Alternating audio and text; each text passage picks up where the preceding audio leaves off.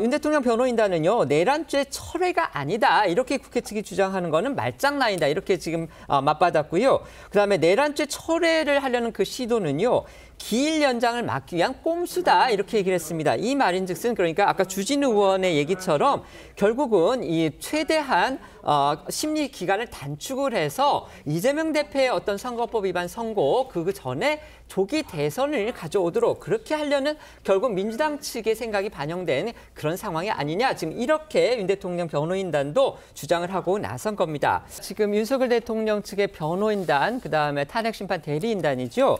기자회견을 갖고 있는데요. 거기서 나온 내용 잠깐 속보로 좀 정리를 하고 다음 아이템으로 넘어가도록 하겠습니다. 우선 아까 저희 기자들이 말씀을 드렸는데요. 지금 야당에서 야당 의원들, 일부 야당 의원들이 윤석열 대통령이 관저에서 나와서 어디론가 도피를 했다. 그런 정보가 있다. 또 제보를 받았다. 이렇게 주장을 했습니다. 그런데 윤석열 대통령 변호인단은 이렇게 얘기를 했습니다. 어제 관저에서 윤석열 대통령을 만났다. 그리고 윤석열 대통령이 도주했다는 거는 있을 수 없는 거짓 선전 선동이다. 도피설은 황당한 괴담이다. 이렇게 얘기를 했습니다. 그리고 대리인단은 또 이렇게 얘기를 했습니다. 체포영장은 무효이고 수사에 응할 수 없다는 입장은 여전하다. 이 얘기는 결국 이제 경호처가 계속해서 체포영장이 다시 발부가 됐더라도 그 집행을 막을 것이라는 그 부분을 이제 다시 확인해 준 셈이고요. 그다음에 윤 대통령이 기소가 되거나 아니면은 사전 구속 영장이 청구가 될 경우 그 재판에는 응하겠다. 이렇게 얘기를 했습니다.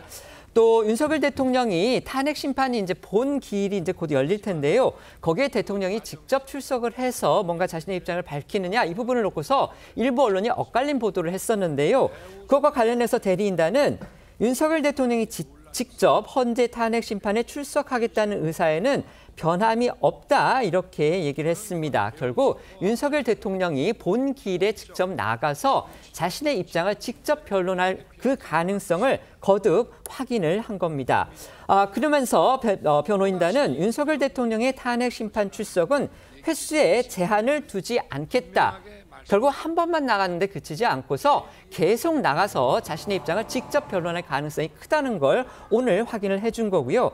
그렇기 때문에 어쨌든 현직 대통령 신분이기 때문에 헌법재판소는 경호와 신변 문제를 해결하는 게 필요하다. 또 이렇게 얘기를 했습니다.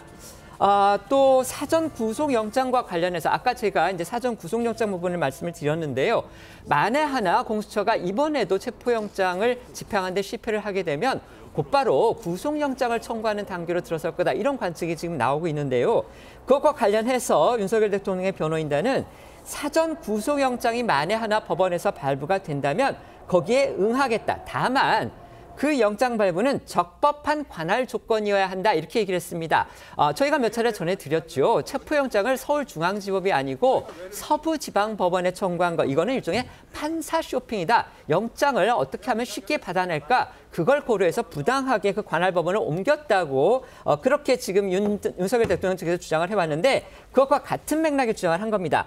영장 청구 역시도 서부지법에 해서는 안 되고 원래 공수처의 수사권한 물론 이제 이거는 검찰로 넘어가겠지만요. 서울중앙지법에 하라. 지금 아마 이런 뜻인 것 같습니다.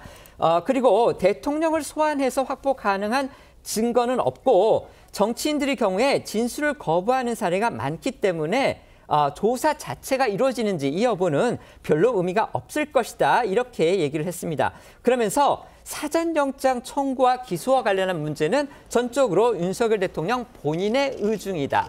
이렇게 윤석열 대통령 변호인단이 오늘 기자회견에서 발표를 했습니다.